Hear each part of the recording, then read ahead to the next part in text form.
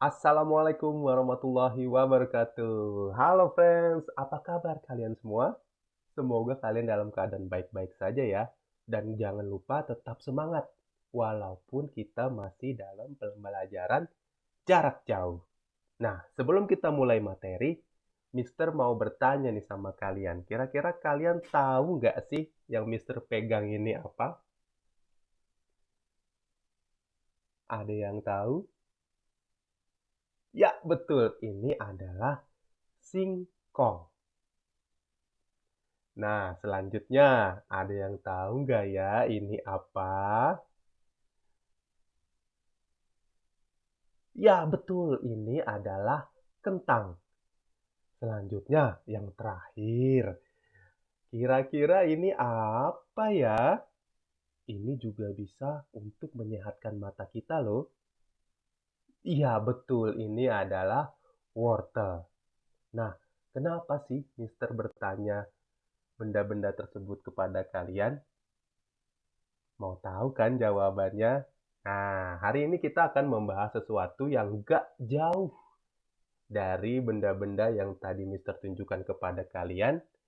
Mau tahu kelanjutannya seperti apa? Yuk kita simak materi berikut. Assalamualaikum warahmatullahi wabarakatuh. Hari ini kita akan membahas tentang pertumbuhan dan juga perkembangbiakan tumbuhan. Jadi tidak hanya hewan ya friends yang mengalami pertumbuhan dan dapat berkembang biak.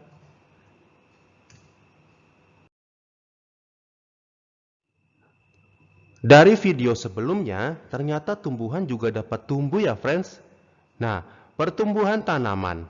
Pertumbuhan tanaman sama dengan makhluk hidup lainnya yang mengalami pertumbuhan. Tanaman pun juga mengalami perkembangbiakan ya.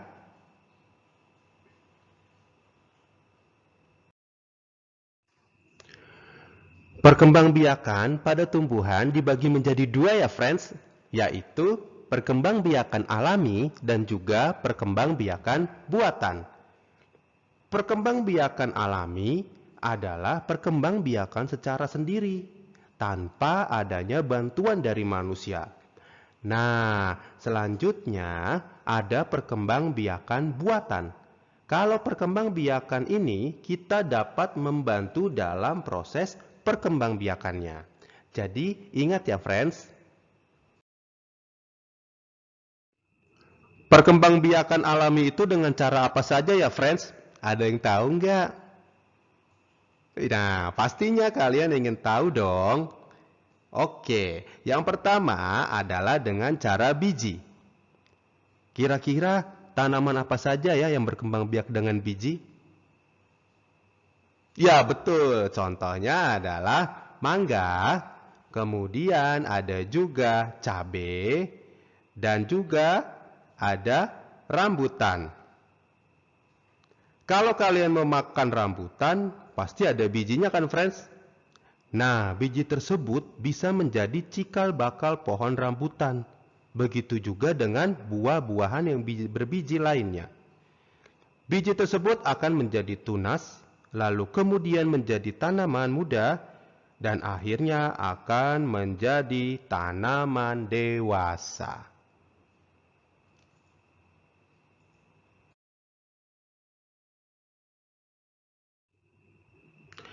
Selanjutnya adalah tunas. Tunas ini dibagi menjadi dua ya friends. Yang pertama adalah tunas batang. Tunas batang contohnya adalah pohon bambu dan juga ada pohon pisang. Kalau kalian perhatikan, di samping induk pohon pisang terdapat tunas-tunas. Nah, seperti itulah cara pohon pisang berkembang biak.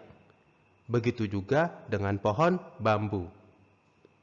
Lalu ada tunas daun. Kalian bisa lihat di gambar, tunas-tunas baru muncul di pinggir daun ya friends.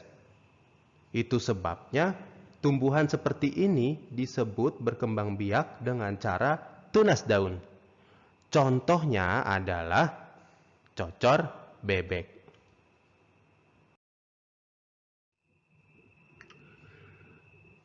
Selanjutnya adalah umbi. Umbi pun dibagi menjadi 3 bagian. Yang pertama adalah umbi batang. Nah, umbi batang kalau kalian perhatikan, pada bagian batang itu akan membentuk umbi dengan ujung membesar dan terletak di dalam tanah. Pada bagian umbi terdapat calon tunas yang kemudian menjadi individu baru. Contohnya adalah ubi, jalar, dan juga ada kentang. Kemudian ada umbi lapis.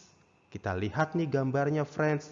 Kalau umbi lapis ini terbentuk dari tumpukan pangkal daun yang tersusun ya. Kalau kalian lihat gambar, tumpukan tersebut menyerupai lapisan-lapisan yang sangat rapat. Nah, contohnya di sini adalah bawang bombay, kemudian ada bawang merah, dan yang terakhir ada bawang putih.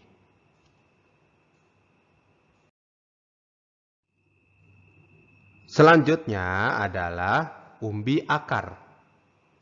Nah, umbi akar ini akarnya membentuk cadangan makanan dan berbentuk mengembung ya, friends. Contohnya adalah lobak dan juga ada wortel.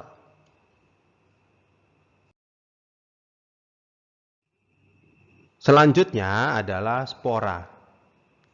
Contoh perkembangbiakan alami dengan cara spora adalah jamur dan juga pakis. Nah, spora berbentuk seperti biji, berukuran kecil dan halus. Spora akan lepas terbawa angin ke tempat yang jauh atau jatuh ke tanah di sekitarnya.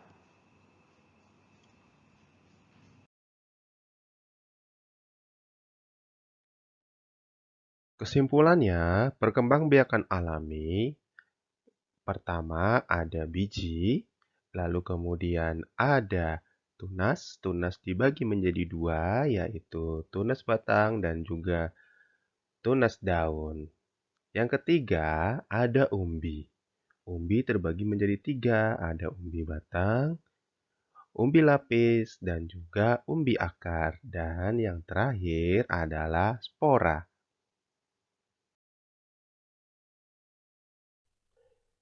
Nah, jadi itu ya friends untuk pertemuan minggu ini tentang perkembangbiakan secara alami.